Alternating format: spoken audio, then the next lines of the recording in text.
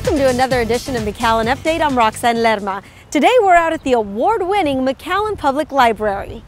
This prized library continues to attract visitors. In 2013, the three library branches, Lark, Maine, and Palmview, almost hit the million mark for the number of guests stopping by to take advantage of the library's programs.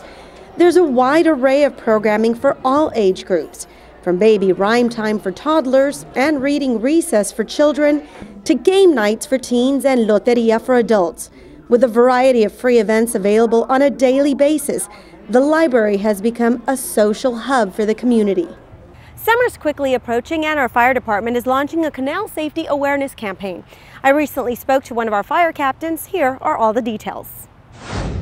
We're out at one of our many canals in northern McAllen, and so we want to reiterate canal safety. It's that time of year, and to help us out with that, Captain Mike Hernandez of the McAllen Fire Department, thank you so much for joining us. You're very welcome. Nice to be here. So, Captain, obviously we're seeing the rushing water that's here right behind us, an obvious danger. Tell us about that. Well, yeah, this water, the currents are very unpredictable, and the current moves quickly, and the canals are deep, and the current might be a little bit faster, you know, below the surface of the water. So there's a lot of unknowns that have to be dealt with if you decide to swim in the canals. Okay, so we actually did kind of a semi-experiment where we threw in a life vest, and we see how quickly it travels. So we imagine that being a person. Yes, and an individual's body is going to act like a sail, because the majority of his body is going to be below the surface of the water, and that's going to act as a sail. It's going to move him along probably even quicker. So.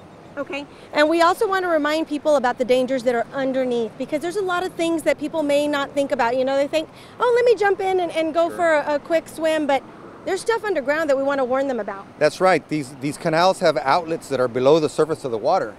And if you get caught in one of those outlets, it's like being picked up by a vacuum cleaner, and it's not going to let you go. There's other obstacles. There might be vehicles. There may be debris that people throw into the canals that are snagging hazards. And even if you're a good swimmer, you can get hung up on something like that, and it could drown you. And in a situation like this, I mean, it doesn't matter how good of a swimmer you are. Right. You know, the best advice here is just stay out. Just stay out of the water. All right, Captain, stay out and stay alive. Our message from the McAllen Fire Department. Some great news for residents that monitor their water usage closely. McAllen Public Utility recently approved Phase 1 of the advanced metering infrastructure that will lead to installation of smart meters for all new water connections.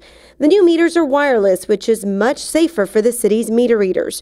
Water usage will be monitored 24 hours a day, so it will also help to inform customers of leaks. The smart meters will only be for new connections for the time being, so between 600 and 800 will be installed this year. As the old ones begin expiring, the new ones will replace them, so converting the entire city to smart water meters will be a gradual process. The city of McAllen commemorated the month of April as National Donate Life Month with a ceremonial flag-raising ceremony at McAllen City Hall.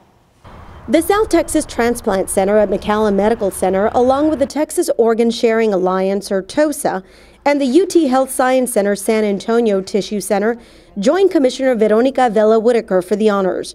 There's a critical shortage of organs, tissues, and eyes available for donation. More than 360 local patients are currently listed for kidney transplant by the South Texas Transplant Center. Each day, 18 people on average die while waiting for an organ.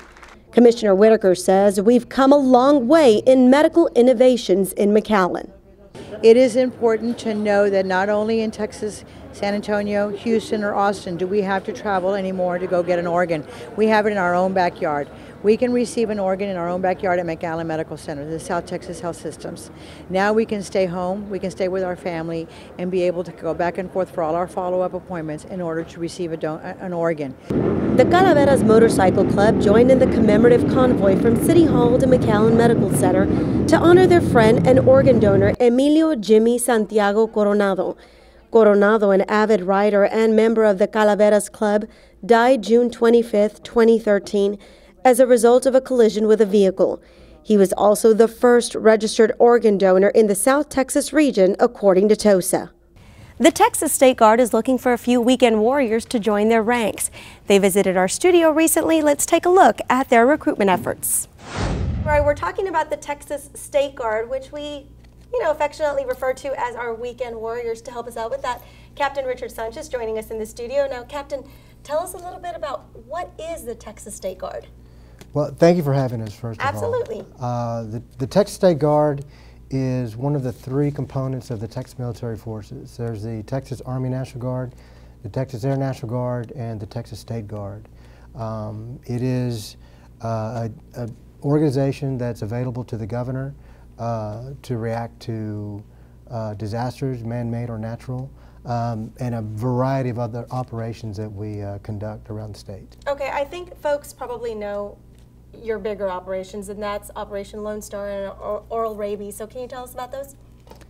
The bigger operations that we have, like you mentioned, Operation Lone Star, that operation has been in existence for several years now, and it's been deemed a success because there's a lot of training involved, and there are a lot of people that feel passionate about helping people. One of our components is the Texas Medical Brigade. We have a lot of nurses and doctors that are in that brigade that come to the Valley and provide medical services to underserved folks here. And here in South Texas, it's a huge turnout year after year. Yes, ma'am. Okay, and what about the oral rabies vaccinations? The oral rabies vaccination program is something that our local unit, the 3rd Battalion of the 1st Regiment, that we take the lead on that operation. What we do is provide rabies vaccine through airdrops along the border, all the way into West Texas. The operation is what our part of the operation is to help on the ground and in the airplane, actually loading and dropping the vaccinations. Okay, so let's say somebody is at home and they're interested in joining your ranks. What do they need to do? Well, I tell you, all of us that are in the Guard, we do it out of a sense of patriotism and service to the community, to our state and our nation.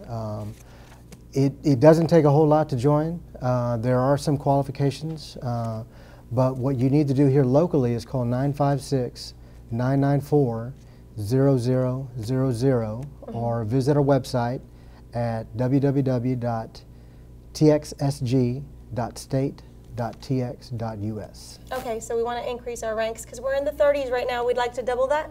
We'd like to double that this year in 2014, and then we'll increase our numbers from that point. Okay, Captain, hopefully we can increase our ranks, and if you'd like to be a weekend warrior, well, he gave you the information on who to contact.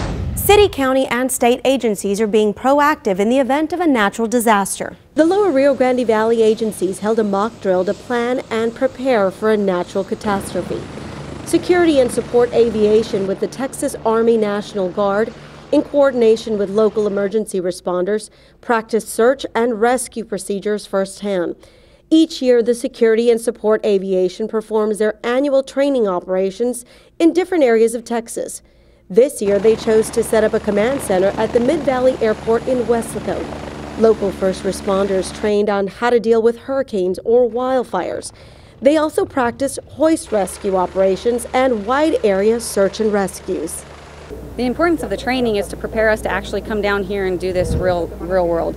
The more the training, the better prepared we are to work together. A lot of the communication is a basis for everything, so the more practice we have together, the better we will be able to respond in a real event. The training also gave the agencies a chance to practice communications and how to assist residents during a disaster. The city of McAllen is making great progress in the mission to pave our alleyways. Here's a look at their latest project. We're paving one of the alleys in Group 8, which is part of our alley rehab program.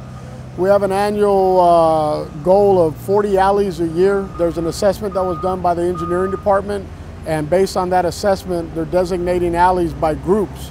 We call it group paving because what we do is we try to address the alleys in that area, so geographically it makes it more feasible, more efficient to mobilize and demobilize by groups instead of one alley here and one alley there. What we're really doing is what we call total reconstruction, which means we also go all the way down into the base. We remove any existing asphalt, we rework the base, sometimes we have to cement stabilize, we recompact it, regrade it for adequate drainage.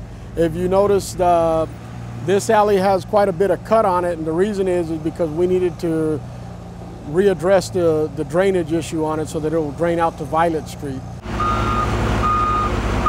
We run 3 on the paver, we run 2 on each side, and then we also have a driver and a loader operator, and then we have a roller operator.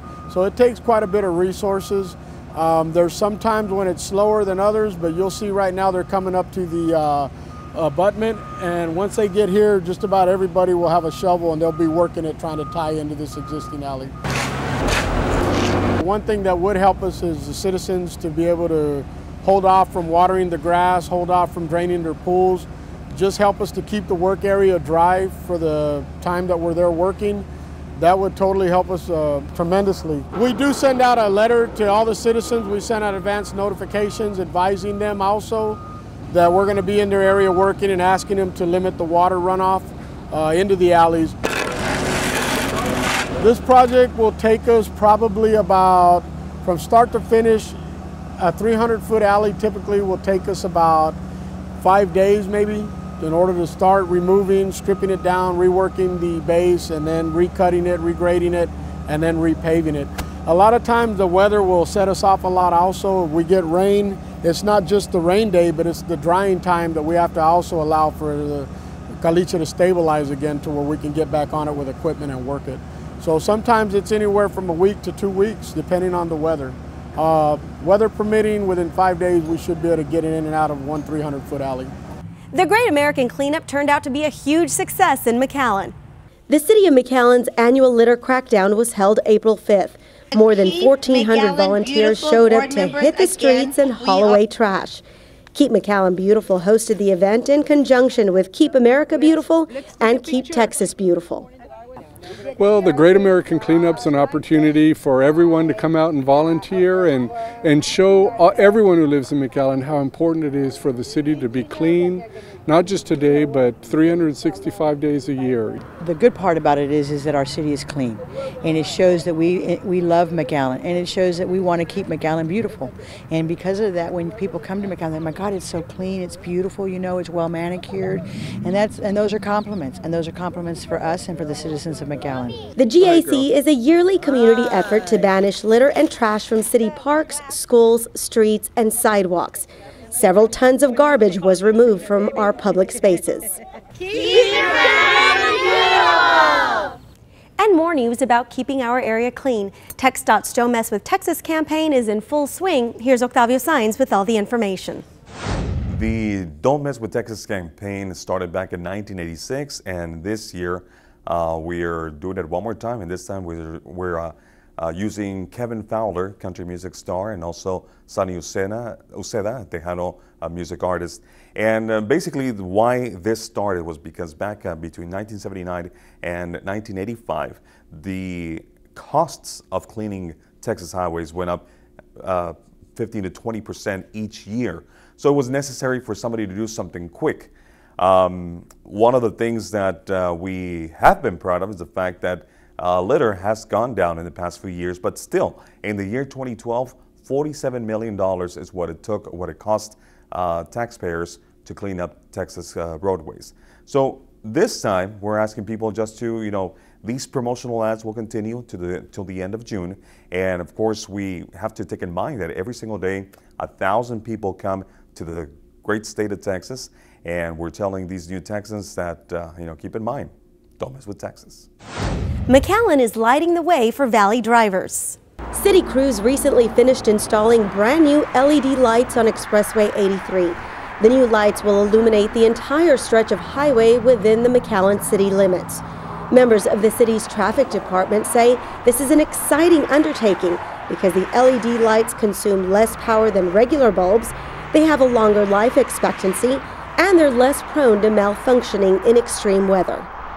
A city delegation headed to San Luis Potosí for an important visit.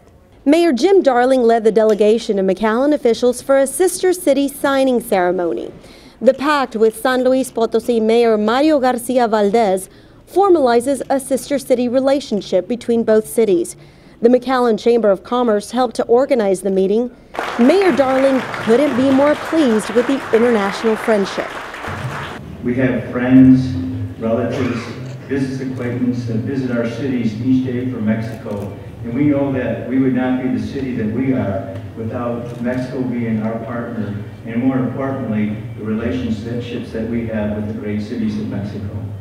The Sister City Agreement with San Luis Potosi is McAllen's 16th city relationship. And finally today, a heartfelt donation to the McAllen Fire Department. MARYLYN Blackwell, a resident at Paradise Park, donated 80 stuffed animals to the department to give some comfort to children affected by fires. Blackwell started this project back in Indiana to honor her son's fire department. After all, 2 of her 3 sons are firefighters. When she moved to McAllen, Blackwell says she was inspired to continue her volunteer work. I just think that it's quite an ordeal that children go through in emergencies like a fire or something, and it's Lent, and I want to do something good for somebody. Ms. Blackwell is encouraging residents to turn over their unwanted plush toys to her at Paradise Park. She'll wash them and bag them and turn them over to the McAllen Fire Department. Great feel-good story. That wraps up another edition of the McAllen Update. Thank you so much for joining us. Be sure to catch us on Facebook, Twitter, and of course on McAllen.net. For the City of McAllen, I'm Roxanne Lerma.